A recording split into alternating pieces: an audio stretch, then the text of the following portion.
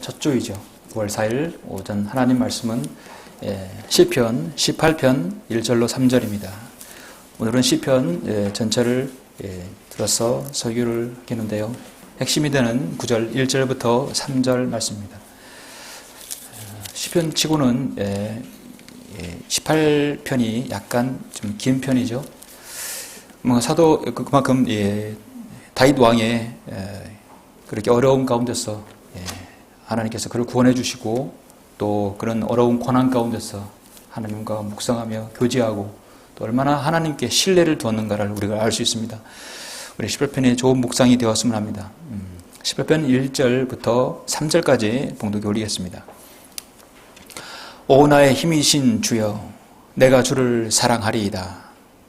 주는 나의 반석이시요 나의 요새시며 나의 구원자시라.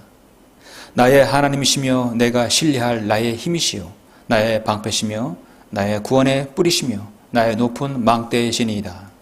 내가 찬양을 받으시기에 합당하신 주를 부르리니 그리하여 내가 내 원수들로부터 구원을 받으리라. 아멘. 다윗의 첫 번째 3절까지 말씀. 방패시고 구원의 뿌리시고 신뢰라겠죠. 오늘 저는 오전 설교를 주님은 나의 신뢰라는 제목으로 설교를 하고자 합니다. 우리 말씀을 듣기 전에 잠시 기도드리겠습니다. 우리의 힘이시며 방패이신 위대하신 아버지 하나님, 주 하나님께 감사를 드립니다. 예수 그리스도의 귀하신 보혈로 구원받은 저희들 이렇게 원근 각처에서 주님 이름으로 모이게 해주시고 영과 진리 가운데 주님을 경배하고 하나님께 우리의 모든 것을 드릴 수 있도록 인도하심을 감사합니다. 우리는 주님을 섬기면서 때론 어려움과 고난과 또 예기치 못한 일들을 우리가 만났을 때 얼마나 주님을 신뢰하고 주님을 의뢰하며 하나님의 때를 기다리는가 우리는 자신을 한번 돌아보고자 합니다. 오늘 말씀을 통해서 다윗은 그 어느 때라도 하나님을 신뢰했습니다. 우리가 그 믿음을 오늘 본받고자 합니다. 시편 18편을 통해서 주님과 깊은 묵상이 되며 자신의 영적 생활을 되돌아볼 수 있는 귀한 시간 될 수 있도록 주님께서 역사해 주십시오. 모든 시간을 주님께 의탁드립니다. 설교할 때의 모든 입술을, 저희가 설교하는 입술을 주님께서 주장해 주셔서 성도들이 주님을 향한 그 믿음의 고백이 될 수 있도록 주님께서 이 설교에 기름 부어 주시길 원합니다. 주 예수 그리스도 이름으로 기도드렸습니다. 아멘. 말씀드린 대로 오늘 오전 설교는 주님은 나의 신뢰, 주님은 나의 신뢰라는 말씀으로 설교합니다. 한 죄인이 거듭나게 되는 것은 자신이 가진 모든 것을 포기하고 전적으로 예수 그리스도의 보혈의 공로를 힘입어서 죄 문제를 해결받다는 의지의 결정입니다. 여러분 길 가다가도 또 모르는 사람에게다가도 또 아는 사람이든 복음을 전했을 때 그가 예수 그리스도를 받아들인다는 것은 정말 대단한 것이죠. 어떻게 단 3분, 5분 만에, 1시간 만에, 몇 분 만에 자신의 의지를 꺾고 예수님을 나의 구주로 받아들인다는 그 영접 기도를 할 수 있을까요? 자신의 의지의 결정 아니면 그렇게 할 수가 없는 것이죠. 성령님의 도우심, 성령님의 인도하심, 또 성령님께서 그를 구원하지 않으면 방법이 없습니다. 하나님의 구원 계획을 믿고 예수 그리스도를 믿는 그 마음은 이제 믿음에서 신뢰로 이어지는 것입니다. 저도 그렇고 여러분 그러한 다 경험이 있죠. 그래서 어떤 것을 들었고 또 내가 믿었어요. 그 믿은 다음에 믿는 것에서 완전히 굳어진 것을 신뢰라고 하는 것입니다. 들어서 마음에 믿었고 그것이 완전한 한 덩어리로 고체화됐다고 할까요?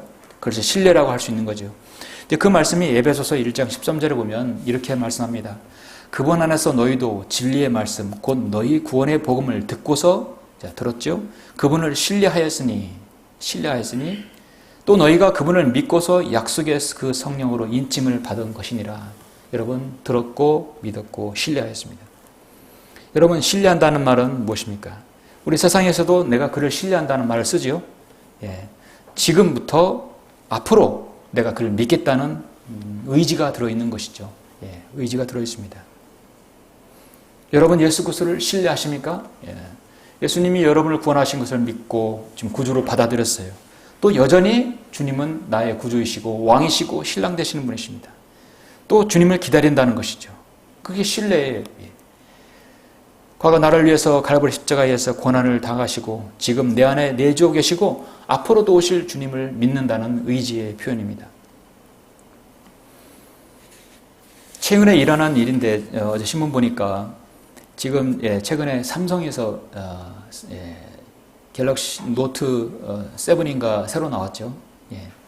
여기 나오자마자 배터리 폭발로 인해서 이게 뭐 상당수는 아니지만 소수의 휴대폰이 폭발을 함으로써 지금 삼성이 곤욕스러운 그런 상태에 있습니다.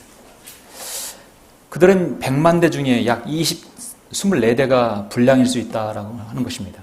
그런데 어저께 발표에 의하면 불과 100만 대 중에 24대, 사실 전 세계로 퍼져 있을 텐데요.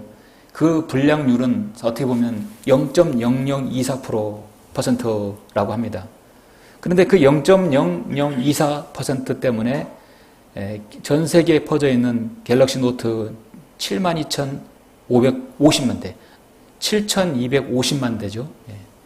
우리 돈으로 따지면 약 2조 원대의 모든 그 스마트폰을 전량 다 교환해 준다고 발표를 했습니다.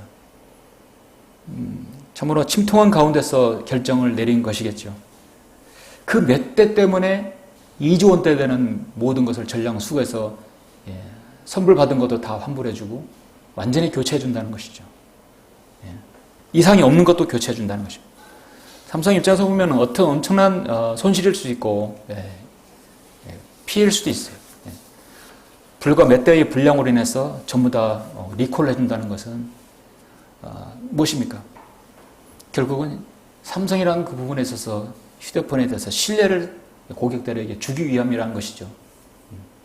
그렇지 않고 계속해서 여기저기서 그렇게 터지는 그런 부분을 해서 AS하게 되면 더 신뢰를 잃기 때문에 아예 한 번에 전량 리콜을 한다는 것이죠.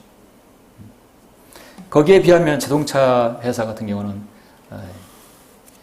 애국계 자동차 같은 경우는 계속해서 끝까지 버티다가 나중에 퇴출되기 전까지만 그때까지 계속 AS를 하는 그런 회사를 보고 있습니다. 기업이 고객에게 신뢰를 얻으려면 신뢰를 얻게끔 그렇게 해야 하겠죠. 왜냐하면 당장은 손해가 가더라도 신뢰를 위해서 그들은 전량 리콜을 하는 것입니다. 우리는 세상에서도 신뢰라는 말을 씁니다. 성도 안에서도 신뢰가 있어야 되겠죠. 우리가 가장 누구에게 신뢰를 둬야 합니까? 우리의 하나님 아버지, 나를 구원하신 하나님 아버지께 신뢰를 둬야 하는 것이죠. 전적으로 맡기는 것을 말합니다. 가령 여러분은 그런 경험이 있을 것입니다. 우리 길 가다가 공원에서나 어디서 보면 아버지가 자신의 자녀에게, 딸이나 아들에게 그 한 소절짜리 그 어린 아이를 무등을 태워준다거나 이렇게 안아주면서 공중으로 탁 들어 올립니다. 그리고 탁 받습니다. 다시 공중으로 들렀다 다시 받아요. 그런 경험이 있죠? 공중에 들어 올렸다가 받지 않고 떨어뜨리는 그런 아버지는 세상에 없을 거예요. 가장 이 세상에서 악독한 사악한 자라도 자기 자식은 그렇게 하지 않습니다. 공중에 높이 들려진 아들이 그렇게 웃으면서 한박 웃음을 웃으면서 아버지를 좋아하는 이유는 무엇입니까? 공중에 올렸을 때 떨어지지 않고 아버지가 다시 받을 거라는 믿음이 있기 때문에 그런 것입니다. 나는 올렸어도 아버지가, 사랑하는 아빠가, 엄마가 다시 받아줄 거라는 믿음이 있기 때문에, 신뢰가 있기 때문에, 그 사랑과 보호해 주심을 알고 있기 때문에 까르르 웃고 또 그 행복감에 웃는 것입니다. 마찬가지로 우리는 천지 만물을 창조하신 하나님께서 자신을 보고 하나님 아버지라 부르는 그 자신의 피조물에게 주시는 그 신뢰는 어떻겠습니까? 맡긴다는 것은 아버지가 아들을 받아주신다는 확신 속에서 떨어질 것을 염려하지 않는 것이죠. 그렇기 때문에 혼자 떠있을 동안에도 그 자체를 누리는 것입니다. 우리가 어떤 상황에서 어떤 여러분 생각지 못한 좋지 못한 상황에서도 있다고 한다면 그런 상황은 계속 지속되지 않을 것이라 믿습니다. 그런데 많은 사람이, 많은 그리스도인 또 성도라는 사람들은 그 어려움 기간에 주님께서 나를 버리셨구나, 나는 이제 끝났구나라고 포기하는 사람들이 있지요. 그리스도인의 자세가 아닙니다. 그러나 이 세상의 모든 교육과 과학은 온통 하나님을 신뢰하는 데 멀어지게 하고 있습니다. 어떻게 하면 하나님과 멀어지게 하고 세상의 교육과 과학을 또 철학을 의지하게끔 하는 것인가? 그것이 세상의 교육입니다. 과학과 교육 분야에서 인간의 모든 노력과 업적은 하나님 말씀 비춰보면 모두 다 살기 좋은 세상을 만들게 하고 있으며 하나님과 더 멀어지게 하고 있습니다. 하나님 지금 멀어지게 한다는 것은 하나님을 신뢰하지 말라는 것이죠. 이 세상에 일어나는 일들을 자세히 한번 보면은 몇 가지로 나눠보면 성경과 대치되는 일들을 우리 인간이 그렇게 하고 있고 노력하고 있고 그런 일들을 이루고 있습니다. 창세기에서 인간은 죄를 짓고 난 다음에 너는 출산의 고통을 해산하는 고통을 당할 것이다 했는데 인간들은 어떻습니까? 마취제를 또 마취약을 통해서 고통 없이 아이를 낳게 하기도 합니다. 성경은 임신을 늘어나게 할 것이다 했는데 인간은 피임과 낙태를 합니다. 성경은 땅을 다스리게 될 것이다 했는데 우리는 저 별들을 향해서 더 위로 또 다른 별이 없는가? 인간은 계속해서 다른 별을 찾아 나섭니다. 성경은 함의 자손은 종들의 종이라고 해서 노예가 될 것이다 했는데 오늘날 어떻습니까? 인권이라 뭐다 해서 이번에 흑인이 함족이 세상을 다스리는 시대. 기독교 국가는 미국은 함족이 대통령이에요. 함족이 다스리는 통치의 자리에 있는 것입니다. 성경은 셈족은 종교의 진리, 성경의 진리를 담당하게 될 것이다 했지만 오늘날 인간의 대응은 함족도 기둥이 될 수 있다. 그래서 아프리카 종교들이 생겨난 것이죠. 땀을 흘려야 먹고 살 것이다 했지만 인간은 도박과 슬롯머신과 일확천금, 경륜과 각종 마약과 도박을 통해서 또 로또를 통해서 복권을 통해서 땀 흘리지 않고 세상에서 벌어먹으려고 하는 사람들이 생깁니다. 남자가 여자를 지배할 것이다 했지만 지금 남녀는 평등하다. 오히려 여자가 세상을 지배하는 세상. 전 세계 여성 대통령, 여성 수상이 얼마나 많이 있습니까? 당장 우리나라도 여자가 대통령이에요. 성경은 인간은 죽으면 땅에 묻힐 것이다 했지만 인간은 화학약품으로 보존하겠다고 우상으로 만들어버립니다. 김일성, 김정일 그렇게 하죠. 땅은 저주를 받았다고 성경은 말씀하고 있지만 인간은 하나님과 멀어지게 하려고 온도와 날씨를 스스로 조절해서 땅이 축복을 받을 것이라고 말하고 있습니다. 여기저기서 전쟁과 전쟁의 소문이 날 것이다 했지만 유엔은 지구 위에 평화를 만들겠다고 계속해서 노력하고 있다고 합니다. 그러나 전쟁은 끊이지 않습니다. 하나님께서는 인간에게 말씀하신 모든 부분을 하나님을 신뢰하라고 성경 창세기부터 계시록까지 그렇게 기록해서 놨음에도 불구하고 인간은 하나님을 신뢰하지 않고 역행하고 있는 것이죠. 하나님께서는 일찍 알았습니다. 내 마음에 누가 하늘에 올라갈 것인가 하지 말라. 누가 깊은 곳으로 내려갈 것인가 하지 말라 하겠습니다. 말씀이 내게 가까워 내 입에 있으며 내 마음에 있노라. 곧 우리가 전파하는 믿음의 말씀이라 했습니다. 저 하늘에도 저 바다에도 그 어디에도 하나님을 찾으라 하지 말라 했죠. 지금 우리는 그 어디에서도 여러분 무릎 위에서 책상 위에서 당장 하나님 만날 수 있으면 언제든지 만날 수 있고 그 향상된 이 풍성한 진리의 말씀을 여러 번 접할 수 있지요. 성경은 시편 118편에서 8절에서 보면 사람에게 신뢰를 두기보다 주를 신뢰하는 것이 나으며 통치자들에게 신뢰를 두기보다 주를 신뢰하는 것이 낫도다 했습니다. 신뢰와 믿음 또 고난이라는 부분에 있어서 가장 많은 검색되는 부분이 바로 시편입니다. 가장 많은 고난과 역경 그런 단어가 나오면서 거기에 가장 많은 신뢰가 나온다는 것이죠. 그런 부분에서 여러분 어떻게 생각하십니까? 오늘 오전 설교는 9월의 첫 주일날 설교는 하나님에 대한 신뢰, 그 신뢰를 여러분 한번 자신의 하나님 앞에 얼마나 신뢰를 두고 있는지를 점검하시는 시간이 되었으면 합니다. 오늘 방금 봉독해 올린 이 시편 18편은 인류 역사상 가장 위대한 한 왕의 하나님을 향한 고백입니다. 이 18편은 열왕기하, 사무엘하 22장과 동일한 장입니다. 여기에 나오는 단어들이 많이 나와요. 그것은 자신이 이제 하나님 앞에 갈 때가 되었을 때, 자신의 그 파란만장한 그 통치 세월, 그 어려웠던 많은 세월들을 뒤로 하고 이제 고별 설교를 마친 다음에 하나님을 향한 믿음의 고백입니다. 자신이 하나님을 향해서 얼마나 많은 무한한 신뢰를 보냈는가에 대해서 하나님을 찬양하는 것입니다. 어떻게 보면 이 시는 다윗이 죽기 직전에 지은 것이죠. 성령을 믿고 실행하는 그리스도인은 신뢰할 것이 무엇인가? 이 부분을 따지면 사실 교리적으로는 대환란 후에 이스라엘의 회복에 관계된 주님의 재림과 맞춰지는 말씀이 많이 있습니다. 그럼에도 불구하고 우리가 이걸 영적으로 볼 수 있는 것은 오늘 이 18편 전체가 보면은 우리 그리스도인의 생애 전반에 걸쳐서 어떠한 경우에 주님은 나의 신뢰라는 고백이 나오는 것인가? 우리가 충분히 영적 적용이 가능하기 때문에 본문을 제가 잡았습니다. 자신의 파란만장했던 지난 과거를 생각하면 한마디로 주님은 나의 신뢰라. 그것은 바로 여기서 결정지을 수 있죠. 1절부터 3절 보면 그 다윗의 믿음의 고백을 한 번에 알 수 있습니다.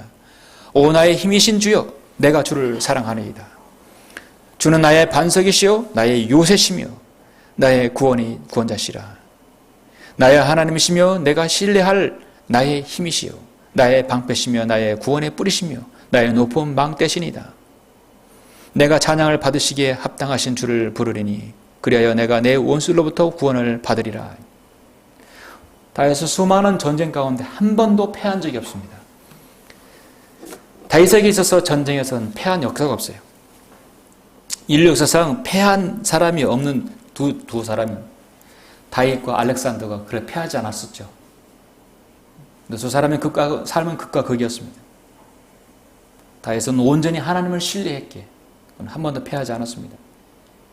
이스라엘 왕 중에서 가장 주님을 신뢰하였고 그 치적이 유리했던 다윗 왕의 고백을 보면은 나도 다윗과 같은 상황에서 정말 주님을 신뢰하고 전적으로 나 자신을 하나님께 의탁할 수 있는 것인가 자신을 보게 됩니다. 잠시 다른 신뢰하는 부분을 한번 살펴볼까요? 본문 18절 말고 18편 말고 여러분 25편을 한번 잠깐 보시겠습니다. 자, 신뢰하는 그 고백을 한번 잠깐 보시면 25편 20절에 보시면 오 하나님이여 이스라엘을 그의 모든 권한에서 25편 20절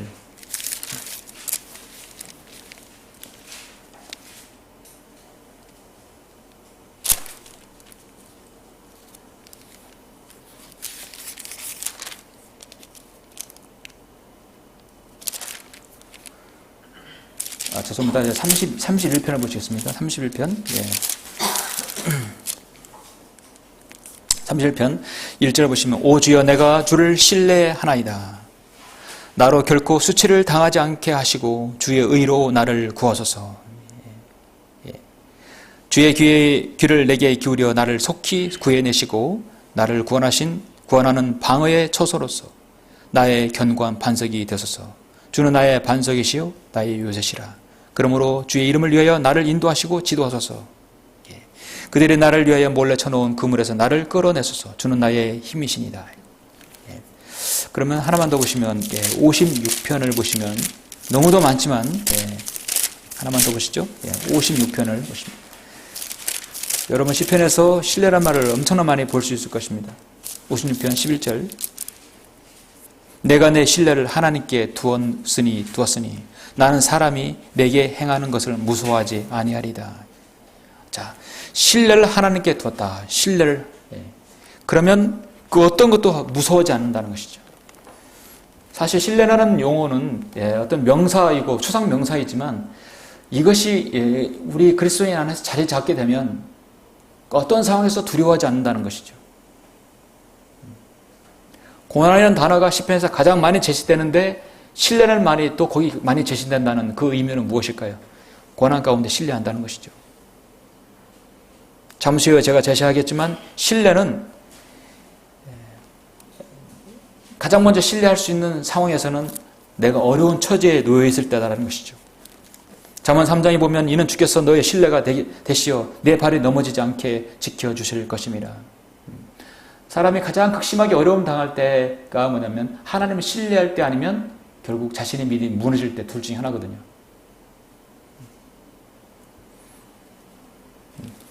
너의 신뢰가 주께 있게 하려고 내가 오늘 너에게 이것을 알게 하였으니 바로 너에게라. 결국 하나님의 말씀을 내 안에 세워지는 의미는 하나님의 신뢰, 하나님에 대한 신뢰가 너의 주께 있게 하려고 그렇게 하셨다는 것입니다. 여러분의 신뢰는 어디에 있습니까? 얼마나 나는 어떤 상황에서도 하나님을 신뢰하고 있습니까? 다윗은 하나님 안에서 내가 주의 말씀을 찬양하니 내가 나의 신뢰를 하나님께 두었나이다. 잠언의 말씀이라든지 다른 말씀 이렇게 맥이 같은 것은 나의 신뢰를 하나님께 두었다. 나 자신을 하나님께 완전히 의탁했다는 것이죠. 오 주 하나님의 내 눈이 주께 있고 나의 신뢰도 주께 있으니 내 혼을 빈곤한 곳에서 버려두지 마옵소서 기도하고 있습니다. 정말 주님은 나의 신뢰라는 사람은 어떤 상황에서 신뢰를 할까요? 이제 18편에서 전반적으로 보면 세 가지 면에서 세 가지 상황에서 하나님께 신뢰를 두는 걸 볼 수 있습니다. 첫 번째는 주님은 나의 신뢰가 되는 사람은 고난 중에 먼저 하나님께 부르짖는 사람이다는 것이죠. 자, 그 부분을 우리가 여러분 4절부터 18절까지 먼저 보시겠습니다. 자, 이 부분은 여기서 다시 극심한 고난 가운데 있는 것이죠. 그런데 명심할 것은 이 부분은 교리적으로 보면 이스라엘이 대환란을 겪는 그 구절이 해당합니다. 그걸 예언적으로 표현한 것이죠. 다윗은 사실 자신의 겪었던 것을 제시하고 있지만 향상된 계시의 입장에서 보게 되면 이스라엘은 다윗의 처한 상황과 동일하게 또 겪을 수 있는 것이죠. 이들은 대환란 때 극심한 고난과 어려움 가운데 있습니다. 그들은 마지막 때 하나님께 신뢰를 두기 때문에 회복할 수 있는 것이죠. 오늘 저는 영적으로 여러분 적용해서 주님은 나의 신뢰가 된다. 먼저 고난 중에 먼저 하나님께 부르짖는 사람이 신뢰를 둘 수 있다는 것이죠. 4절 보시면 죽음의 슬픔이 나를 에워싸고 경건치 아니한 자들의 홍수가 나를 무섭게 하였도다. 지옥의 슬픔이 나를 에워쌌으며 죽음의 덫이 나를 막아도다. 내가 고통 중에 주를 부르고 내 하나님께 부르짖었더니 그가 그의 성전에서 내 음성을 들으셨으며 나의 부르짖음이 그의 앞에 이르러 그의 귀에 들렸도다. 그때 땅이 진동하고 떠늘렸으며 산의 기초들도 요동하고 흔들렸으니 이는 그가 진노하셨습니다. 그의 고구구멍에서 연기가 솟아오르고 그의 입에서는 불이 나와 삼켰으니 그로 인해 숯이 피었도다. 이스라엘의 극심한 재난을 우리가 또 대환란 때의 재난을 볼 수 있겠죠. 그가 또 하늘들을 기울이사 내려오시니 그의 발 아래에는 어두움이 있었도다. 그가 그룹을 타고 나셨으니 정녕 그가 바람의 날개를 타고 나셨도다.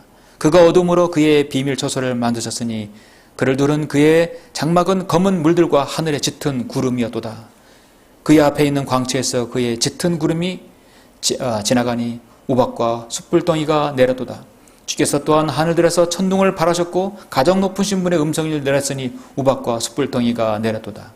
정녕 그가 그의 화살들을 쏘아서 그들을 흩으셨으며 번개들을 쏘아서 그들을 폐해주시켰도다.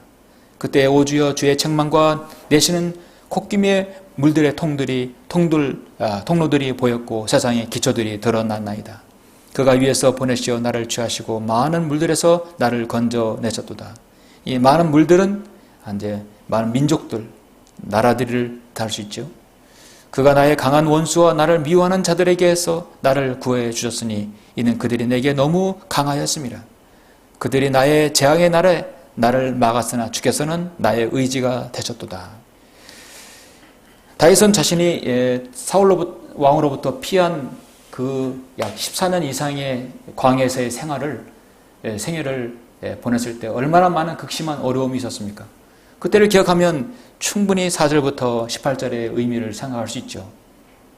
이스라엘 대환란 때 예수 그리스도를 거절한 그 대가로 인해서 치른 혹독한 고난도 여기서 예시가 됩니다. 중요한 것은 그들이 나의 재앙의 날에 나를 막았으나 주께서는 나의 의지가 되셨도다. 내가 고통 중에 6절에서 주를 부르고 내 안에서 내 하나님께 부르짖었다 말씀하고 있습니다. 이스라엘은 대환란 때 고난을 받지만 사실 여러분 2차 대전 때 유대인들은 나치 히틀러를 통해서 엄청난 고통을 당했습니다. 여러분 아시는 대로 약 600만 명 이상이 아우슈비츠 수용소에서 그들은 가스실에서 생체 실험에서 수많은 유대인들이 죽어갔어요. 가슴에는 노란 별을 달고 그들은 주이시 그들은 유대인이라는 명목으로 그렇게 죽어갔습니다. 제2차 세계대전 이후에 유대인의 그 6월절에는 꼭 등장하는 노래가 한 곡이 있다고 합니다. 그 노래는 제목이 아니마민이라는 노래인데요. 아니마민이라는 뜻은 히브리어로 나는 믿는다, 나는 신뢰한다라는 뜻이라고 합니다. 이 노래가 작곡된 곳이 놀랍게도 제2차 세계대전의 공포의 유대인 학살 현장인 아우슈비츠 수용소였다고 합니다. 나는 하나님을 신뢰한다, 나는 믿는다라는 노래가 아우슈비츠 수용소에서 생겨났다는 것이죠. 이 노래는 처음에 우리는 구세주가 오시라는 걸 믿고 있습니다. 오리라는 걸 믿고 있습니다. 그러나 나는 조금 늦게, 그러나 그는 조금 늦게 오십니다. 주님은 조금 늦게 오시더라도 반드시 오십니다. 이런 노래가 유대인들에게 나왔다는 것은 대단한 것이죠. 사실 주님께서 이 땅에 오셨을 때 일찍 받아들였다면 이와 같은 고생을 하지 않았을 텐데 좀 생각이 들죠. 좀 일찍 고백했더라면 AD 70년 로마 티투스 장군이 파괴도 없었을 텐데 그들은 너무 늦어버렸어요. 그래도 그들은 그 공포의 학살 현장에서 우리의 구주가 오시라는 걸 믿고 있었다는 그 소수의 믿는 유대인들이 있었다는 것입니다. 그 당시에 그 부류 중에 젊고 유능한 한 유대인 외과 의사가 있었는데요. 나치 아우슈비츠 수용소에서 매일 가스실과 실험실을 향해 떠나는 동족들의 죽음 행렬을 보고 정말 가슴이 미어지고 있었습니다. 머지않아 자신도 가스실 아니면 생체 실험실로 들어갈 거라는 걸 알고 있었어요. 그래서 그 당시에는 유대인들이 이제 아침마다 그런 영상을 보면은 한 줄로 쭉 늘어서요. 남자든 여자든 간에 쫙 들어서요. 그래서 그때그때 바로 판별합니다. 가스실이냐, 노동 현장이냐. 그들이 일을 할 수 있는 그 얼굴 상태라든지 몸을 보고 가능하면 노동 현장, 비실비실하고 일을 못하면 바로 죽여버리는 것이죠. 힘이 없게 보이면 가스실로 보내고 무엇인가 노동할 수 있다고 하면 바로 노동 현장으로 보내는 것이죠. 강제 노역 현장에서 이 외과 의사, 젊은 의사는 어느 날 흙 속에 파묻힌 깨진 유리병 조각을 하나 발견했어요. 그리고 몰래 자신이 바지 주머니에 집어넣게 됩니다. 돌아와서는 그날 이후부터 자신이 언제 죽을 줄을 모르는 상황에서 아침과 저녁이면 잠깐 동안 그 깨진 유리병 조각으로 자신의 수염을 계속 깎습니다.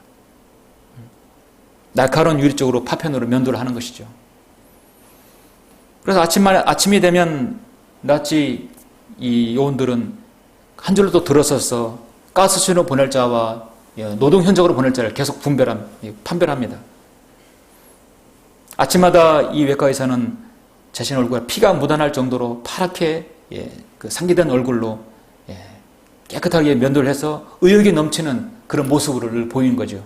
그래서 가스실에 보이지 않고 늘 노동 현장으로 가게 된 것입니다. 잘 면도된 파란 턱으로 인해서 아주 쓸모있는 인간이라는 느낌을 주기 위해서입니다. 나치들은 계속 아직도 쓸모가 있고 노동할 수 있겠다 싶어서 계속해서 살려두고 노동 현장으로 보내는 것이죠. 그렇게 해서 2차 대전이 끝날 때까지 그는 살아남아와서 결국 그가 주머니에 가지고 있었던 것은 깨진 유리병 조각 하나였습니다. 그가 그 시간 동안에 하나님께 기도했던 것이 무엇이냐? 그는 기록하기를 하나님의 도움은 결코 늦는 법이 없습니다. 다만 우리가 너무 성급할 뿐입니다. 라는 고백이었다고 합니다.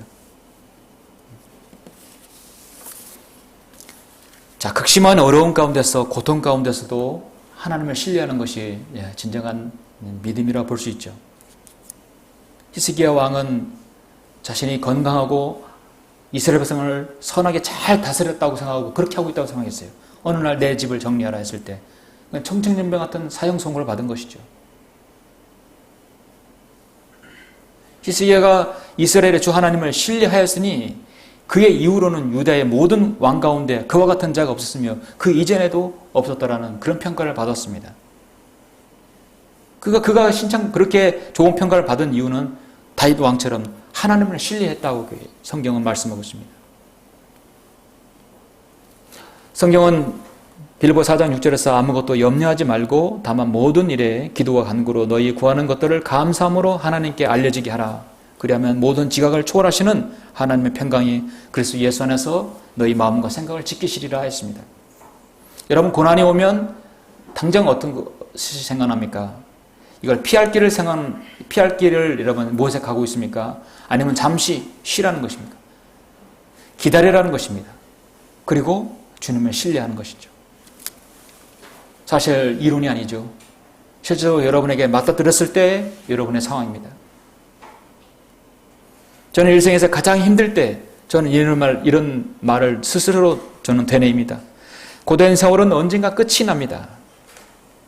그러나 고난을 이기는 사람은 살아남는다. 당신은 지금 어려운 시간을 보내고 있는가? 주님을 신뢰하라. 심지어 욥기 13장에서 그분이 나를 죽이실지라도 나는 그분을 신뢰하리라 각오가 되어야 할 것입니다. 그러나 나는 그분 앞에서 내 자신의 길을 지속하리라. 주님께서 좀 늦게 오시면 우리 뒤에 있는 믿음의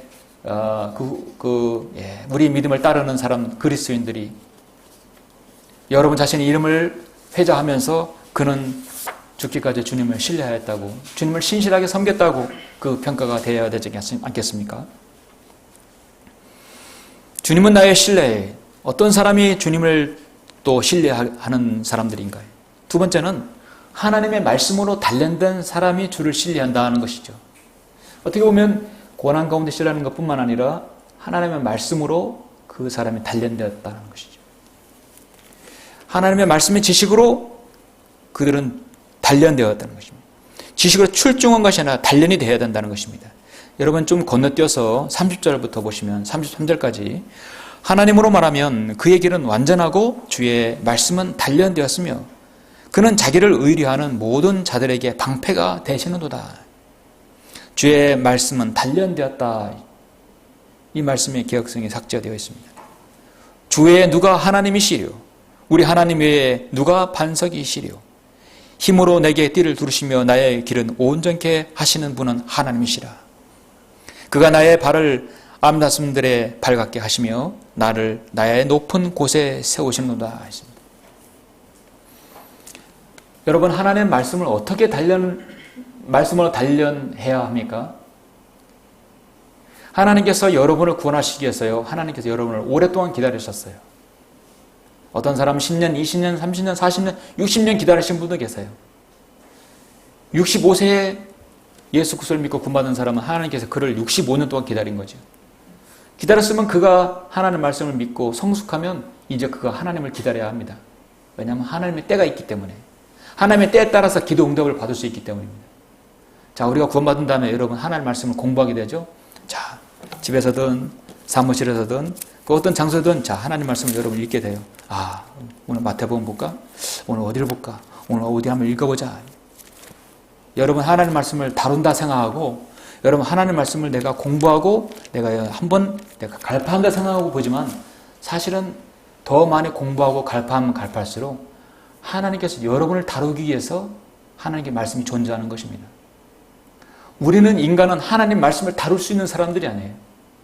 존귀하신 이 완벽한 66권의 하나님 말씀은 하나님 말씀이 나를 다뤄야 되는 것이지 내가 하나님 말씀을 다루는 게 아니다 이거죠.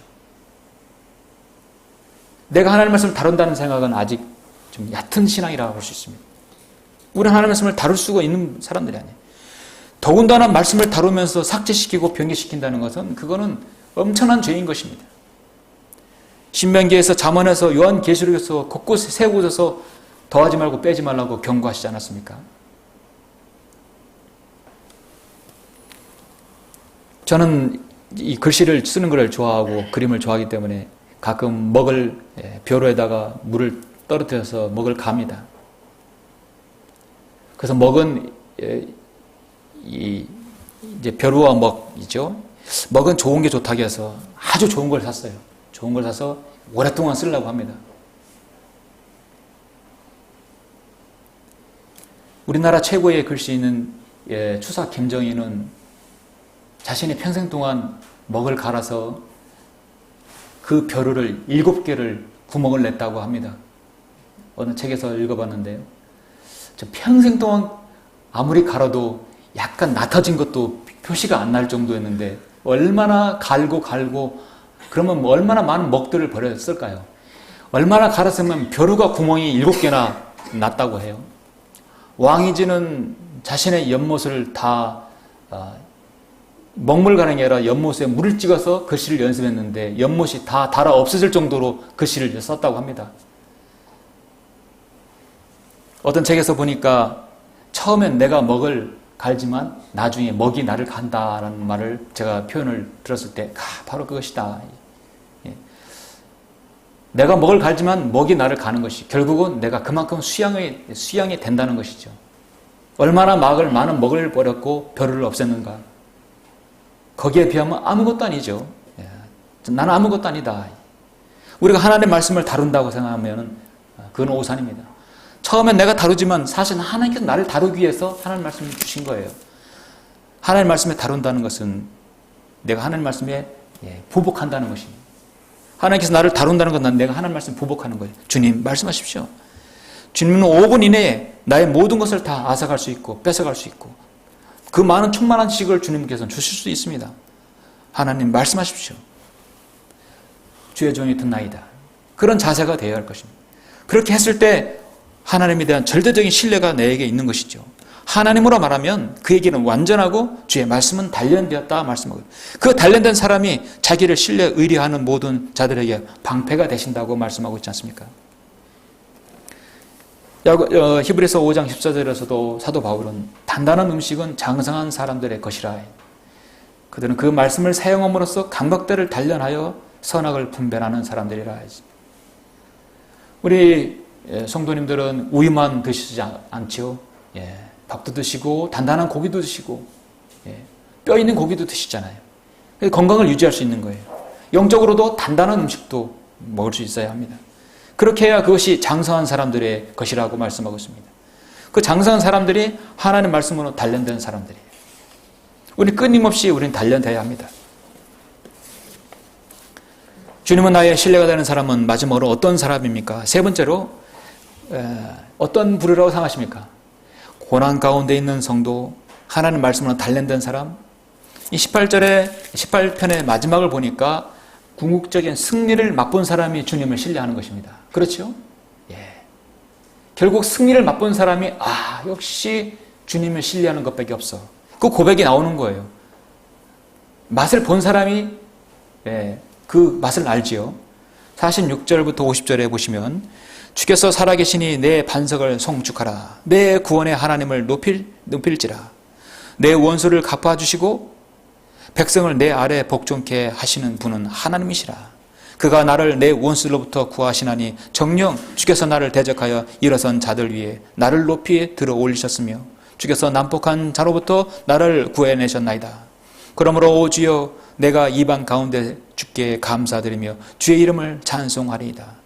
그가 그의 왕에게 큰 구원을 주시며 그의 기름 부음 받아 이와 다윗과 그의 씨에게 영원토록 자비를 베푸시는도다.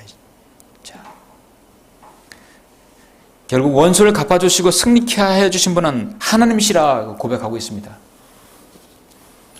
다윗이 처음에 주는 나의 방패시고 나의 신뢰, 나의 요새, 나의 힘이 뿌리라고 고백하고 서두를 한 다음에 고난과 하나님 말씀을 다뤄주신 결국은 마지막으로 내가 승리케 해주신 하나님을 찬양하는 것이죠.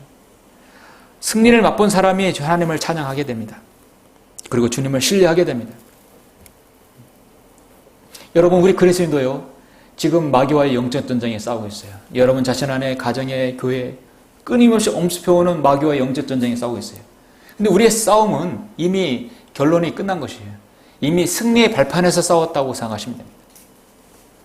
예수 그리스도께서는 요한계시록 19장에서 이제 우리가 올라가면 주님과 함께 수많은 성도들과 함께 이 땅에 내려오셔서 천연왕국을 이루실 것입니다.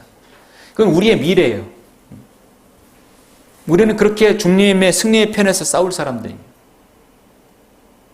싸우고 있고 또 싸울 사람들입니다. 이미 고난을 이겨냈고 하나님의 말씀으로 단련되었고 이미 우리는 승리의 편에서 싸우고 있는 것이기 때문에 우리는 주님을 신뢰할 수밖에 없는 사람들입니다. 많은 사람들의 믿음이 저조해지고 믿음이 타락되고 믿음이 시들해져서 잘 믿다가 그 믿음을 포기하는 경우가 왜 있습니까? 하나님의 말씀을 잘 단련되지 못해서 그런 것도 있고 너무나 극심한 고난 가운데서도 그런 것도 있지만 결국은 승리를 맛보지 못했기 때문에 그럴 수도 있어요. 승리를 맛본 사람만이 그 맛을 알 수 있고 여전히 주님을 찬양할 수 있는 것이죠. 그래서 우리 성도님들은 우리가 최후의 승리를 얻기까지는 우리가 지속적으로 생활해서 기도해서 여러분 삶에 여러분 여러 가지 문제들을 안고 있을 때 그때마다 구원을 받는 것이죠. 그 구원은 혼의 구원이 아니라 그때마다 주님을 신뢰해서 얻는 여러분 해결 방안들인 것입니다. 어떠한 사람을 속박시켜서 노예로 만드는 것은 종교가 아닙니다. 우리는 예수 그리스도의 종이죠. 노예가 아니에요. 여러분 노예와 종은 다릅니다. 가끔 어떤 책에서 보면 우리 노예라는 말을 쓰는데 그건 철저히 잘못된 것이죠. 노예는 하고 싶지 않아도 해야 하는 것이에요. 강제성이 있어요. 근데 여러분 종은요. 종의 고백이 있는 것입니다. 기꺼이 내가 주님을 섬기겠다. 기꺼이 내가 종이 되겠다. 기꺼이 내가 숙이고 그 아래 부복하겠다는 의지가 들어있는 것이죠. 우리는 예수 그리스도의 노예가 아니라 우리는 주님의 종입니다. 주님께서 나를 구원하시고 나를 저 영원한 천상에 옮기시고 내가 주님과 영혼을 보내야 할 그런 존재 아닙니까? 파멸된 존재가 지구로 갈 수밖에 없는 우리가 그곳에 간다는 것은 하나님의 은혜를 입은 사람들이 기꺼이 주님의 종이 되고도 남는 것이죠. 그것도 이 땅에 있는 잠시 잠깐의 기간입니다. 그러는 기간에 하나님께서 우리의 필요를 공급해 주시고 함께 하신다고 한다면 우리가 승리하지 못할 것이 뭐가 있습니까? 우리가 이렇게 주일날 만나서 교제하고 경배를 드리고 중요한 것 중에 찬양을 하죠. 우리가 찬양을 왜 합니까? 승리하기 위해서 하는 것이. 군대 가면 군가를 부르는 것은 승리하기 위해서, 사기를 진작시키기 위해서 군가를 부르는 것입니다. 우리가 찬양하는 것은 그리스도인의 군가예요. 승리하고 승리를 하나님께 영광을 돌려드리는 것입니다. 사랑하는 성도 여러분, 우리는 이 땅에 살면서 어떤 어려운 일도 늘 봉착할 수 있습니다. 예상치 못한 일을 우리가 당할 수 있습니다. 그럴 때마다 그 기회는 하나님을 신뢰할 수 있는 절호의 기회라는 사실입니다. 이 일이 왜 나에게 일어나는 것인가? 빨리 자신의 길을 백업을 시켜서 피드백을 해야 합니다. 영적인 피드백을 해야 합니다. 자동차가 하얀 연기 나오는 것은 무엇인가 문제가 있는 것이에요. 그러죠? 고장이 났기 때문에 그런 것인데 그 고장이 근본적으로 뭐가 문제 있어서 하얀 게 나오는 것인가? 그건 결과물이에요. 어떤 일이 터진 것은 결과물입니다. 그런데 원인이 분명히 있는 것이죠. 그걸 하나님께서는 스스로, 여러분 스스로 한번 백업시키길 원하는 것이죠. 일일이 하나하나 짚어줬을 때는 우리가 많은 손실을 당할 수 있어요. 그래서 하나님께서는 때로는 우리에게 많은 사인들을 주십니다. 점진적으로 사인을 주세요. 하나님께서 마지막 사인, 그거는 우리 몸을 하나님께 쳐서 더 이상 이 땅에서 생을 연명하지 못하도록 하는 것이라고 저는 생각합니다. 그 사인까지 받기 전에 더 많은 것들을 하나님께 신뢰를 해야 하겠죠.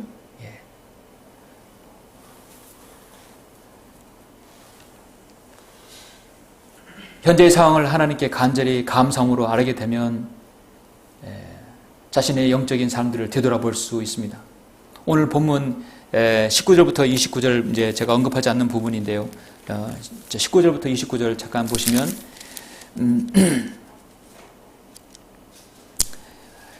그가 또 나를 넓은 곳으로 데리고 나오시고 나를 구하셨으니 이는 그가 나를 기뻐하셨습니다.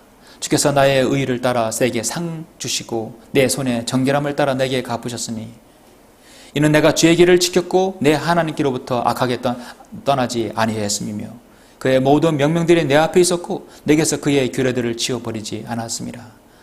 내가 또 그의 앞에서 정직하였고 내 죄악으로부터 나를 지켰나니 그러므로 주께서 내 의를 따라 그의 목전에서 내 손의 정결함을 따라 내게 갚으셨도다. 주께서 자비로운 자에게는 주의 자비하심을 보이시고 정직한 자에게는 주의 정직함을 보이실 것이요 순결한 자에게는 주의 순결함을 보이시고 완고한 자에게는 주의 완고하심을 보이시리니 이는 주께서 고난받는 백성들을 구원하시나 교만한 눈은 낮추실 것임이니이다. 이는 주께서 나의 촛불을 켜시고 주 나의 하나님께서 내 어두움을 밝히실 것임이니이다. 이는 내가 주를 의지하고 군대 속을 통과해 달렸으며 내 하나님을 의지하고 성벽을 뛰어넘었습니다. 요지는 뭐냐면 자비로운 자에게는 자비하심을 보이시고 순결한 자에게는 순결함을 보이시고 보이신다는 것이죠. 나를 신뢰한 사람에게는 내가 그 신뢰를 하나님께서 증명해 보이신다는 것이죠. 여러분이 고난 중에 하나님께 부르짖고 하나님을 신뢰하고 하나님의 말씀으로 단련되어서 주님을 신뢰하고 계속되는 여러분 승리를 맛본 사람이 주님을 신뢰한다면 하나님께서는 그 신뢰를 여전히 그에게 두신다 하시는 거예요. 순결한 자에게 순결함을 보이신다는 말씀 참으로 소중한 말씀이죠. 하나님 말씀을 순수하게 대하고 믿는 그대로 대하면 하나님께서도 많은 것들을 더 주실 것입니다. 교만한 눈으로 내가 하나님 말씀을 건든다고 생각한다면 하나님께서도 그에게 건성으로 역사할 것입니다. 하나님께서는 자신을 무한한 신뢰를 두는 사람에게 하나님께 전폭적인 신뢰를 주신다는 것이죠. 예레미야 7장 5절에서 그가 말하노 주가 이같이 말하노라 사람을 신뢰하는 사람과 육신을 그의 무기로 삼는 사람과 그의 마음이 주로부터 떠난 사람은 저주를 받는다 했습니다. 그러면서 그 주를 신뢰하고 그의 소망을 주께 두는 사람은 복이 있다고 말씀하고 있습니다. 여러분, 주님은 여러분의 신뢰가 되십니까? 예. 사울은 마지막 권면에서 신뢰에 대해서 이렇게 설교하고 있습니다. 고린도후서 1장 9절에 보면 우리는 우리 자신 속에 사형 선고를 받았으니 이는 우리로 우리 자신을 신뢰하지 아니하고 죽은 자들을 살리신 하나님만을 신뢰하게 하려 함이라 말씀하고 있습니다. 어떠한 상황에서도 하나님을 신뢰할 수 있는 가장 좋은 방법을 사도 바울이 마지막에 결론적으로 제시한 것이죠. 나는 죽었다. 나는 사형 선고받았다라고 생각하는 것이죠. 우리는 우리 자신 속에 사형 선고를 받았다. 그러면 하나님을 신뢰하지 못할 것이 없다 이거죠. 이거보다 더 악한 상황은 없을 것이다. 오늘 여러분의 믿음 생활, 주님께서 여러분을 부르실 그날까지 사도 바울이 이렇게 마지막에 여러분이 권면한 대로 우리는 우리 자신 속에 사형 선고를 받았으니 이는 우리로 우리 자신을 신뢰하지 않고 죽은 자들을 살리시는 하나님만을 신뢰하게 하려 하심이라 말씀했습니다. 여러분의 생애가 온전히 하나님을 그 어떤 상황에도 신뢰할 수 있는 그런 위한 성도들이 다 되시길 간절히 바라며 설교를 마치겠습니다. 기도드리겠습니다. 우리의 힘이시고 우리의 방패가 되어주시고 요새가 되어주시며 뿌리 되어주신 위대하신 아버지 하나님, 오늘 우리는 시편 18편을 통해서 이스라엘의 위대한 왕 하나님을 신뢰했던 다윗 왕이 마지막 고백을 우리가 보았습니다. 그는 극심한 고난 가운데서 주님을 신뢰하기를 멈추지 않았습니다. 하나님의 말씀으로 자신을 규제받고 단련되었으며 궁극적인 승리를 맛본 뒤에도 주님을 여전히 신뢰했습니다. 다윗이 주님을 신뢰한 것은 우리에게 참으로 좋은 귀감이며 모범입니다. 아버지 하나님, 여기는 모든 성도들이 그 어떤 상황에서도 나 자신이 주님 앞에 사형 선고를 받았다는 각오 아래 늘 주님을 신뢰하는 성도들 되게 해주시고 신뢰 가운데 하나님의 도움과 구원의 손길이 늘 우리 성도들의 생활 가운데 있게 해주시길 완전히 원합니다. 아버지 하나님, 이 시간 잠시 자신의 영적인 삶을 되돌아보며 기도할 때 주님께서 만나주시고 함께해 주시며 응답해 주십시오. 모든 걸 감사드리며 주 예수 그리스도 이름으로 기도드렸습니다. 아멘.